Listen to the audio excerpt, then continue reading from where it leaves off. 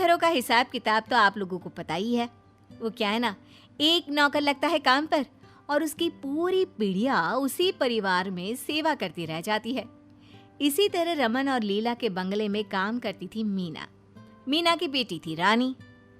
देखिए ना मैम साहब, रानी जिद करती रहती है, उसको अपना भी जन्मदिन मनाना है। बोल रही है रिंकी मैम साहब जैसे ही जन्मदिन मनाएगी वो। लीला को भी बच्ची पर प्यार आ जाता है। वो उसे हमेशा अपनी बेटी के कपड़े और खिलौने दिया करती थी। ठीक है ना, कोई बात नहीं। मीना, तू खाना बना लेना और रानी के दोस्तों को बुला लेना। मैं केक ऑर्डर कर दूंगी। नौकरानी मीना की बेटी रानी के सपने बढ़ते ही चले जाते हैं।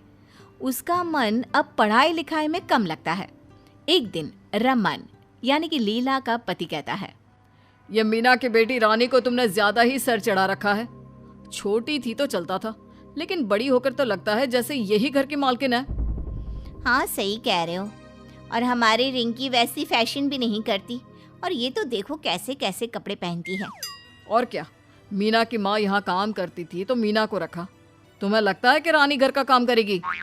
तभी वहाँ मीना आ जाती है। मैडम सर, वो मेरी बेटी बोल रही थी कि कल के लिए उसे कार चाहिए, और वो बिना ड्राइवर के साथ। नहीं मीना, कल हम लोग बाहर जा रहे हैं और मैंने उसे पैसे दिए थे रिक्शा के, फिर कार क्यों चाहिए?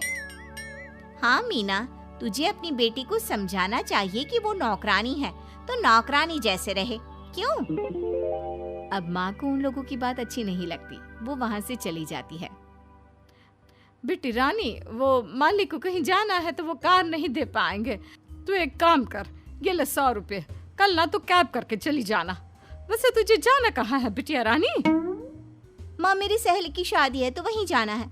पता है ना, वो लोग पहले इसी मोहल्ले में रहते थे। पास वाला बंगला उन्हीं का तो है, और बचपन से उन्हें पता भी नहीं कि ये घर हम लोगों का नहीं है और तू यहाँ नौकरानी है।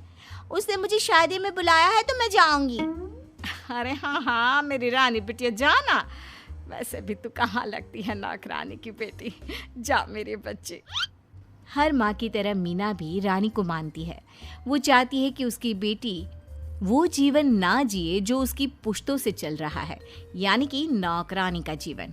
खैर, अगले दिन कैब करके रानी शादी में जाती है, जहां उस पर वहां के एक अमीर खानदान के लड़के रोहन की नजर पड़ती है। वाह, कितनी प्यारी लड़की है।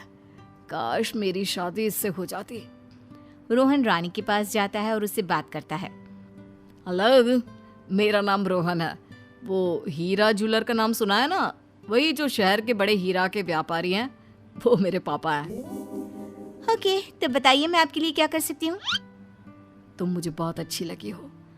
अगर तुम्हारी शादी तय ना हुई हो या तुम किसी और को पसंद ना करती हो तो मैं तुमसे शादी करना चाहता हूँ। रानी को रोहन की बात सुनकर लगता है कि जैसे उसकी तो लॉटरी ही लग गई। वो खुश हो जाती है। वैसे तुम बहुत हैंडसम हो, पर मैं ही क्यों? अरे कैसी बात कर रही हो? कितनी सुंदर हो तुम, जानती हो? और ये ड्रेस तुम पर कितनी अच्छी लग रही है। रानी खुश हो जाती है। ठीक है, मैं भी तुमसे शादी करने के लिए तैयार हूँ।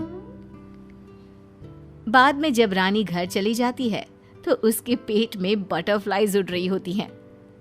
क्या बात है रानी, तो बड़ी खुश लग रही है। शादी में तेरी शादी फिक्स हो गई का? माँ, कुछ ऐसा ही समझ ले।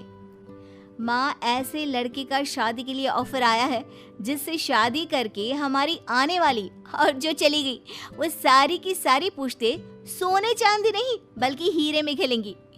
माँ, मैं सच में बहुत किस्मत वाली हूँ अगर मेरी शादी रोहन से हो जाती है तो। रोहन? कौन है ये बेटा? पहले तो नाम नहीं सुना किसी रोहन का तेरे मुंह से। बस फिर क्या था, रानी माँ को सारी बात बता देती है कि कैसे रोहन नाम के लड़के ने उससे शादी करने को कहा है और उसने हाँ भी कर दिया है। हीरा व्यापारी, हीरा ज्वेलर? हे भगवान, उनकी तो दुकान में भी इतनी चमक है जितनी कि पूरे शहर में नहीं है।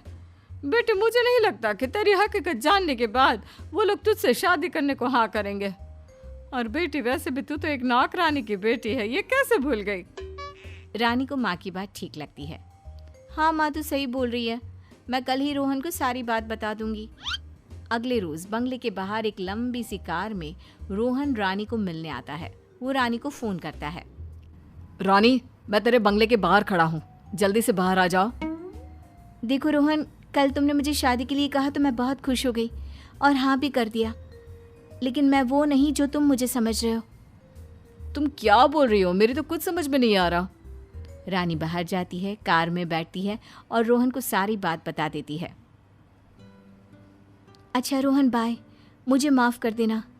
रानी कार से उतरने ही वाली होती है कि रोहन उसका हाथ पकड़ लेता है। सुनो, मैं कल मम्मी पापा को लेकर आऊंगा, तुम तैयार रहना। रोहन चला जाता है और रानी घबराई सी घर के अंदर आती है और सारी बात माँ को बताती है।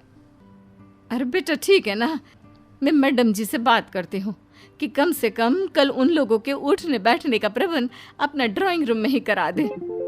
ठीक है माँ, तुम जैसे सही समझो। अगले रोज लीला को रानी की माँ सारी बात बता देती है, जिसे सुनते ही क्या बात कर रही है? हीरा ज्वेलर के मालिक हमारे बंगले में, वो भी रानी के रिश्ते के लिए? हाँ हाँ मालकिन, विश्वास तो खुद हम लोगों को भी नहीं हो रहा, लेकिन देख लेते हैं। बाकी हर लड़की का भाग्य तो ऊपर वाला ही लिखता है ना। शाम को रोहन अपने माता पिता के साथ आता है, साथ में ढेर सारे तोहफे और फल मिठाई लेकर आता है। आप लोगों का नाम तो पूरे शहर में बहुत है। पहली बार मिलने का मौका मिला, वो भी अपने घर में, कभी सोचा भी नहीं था।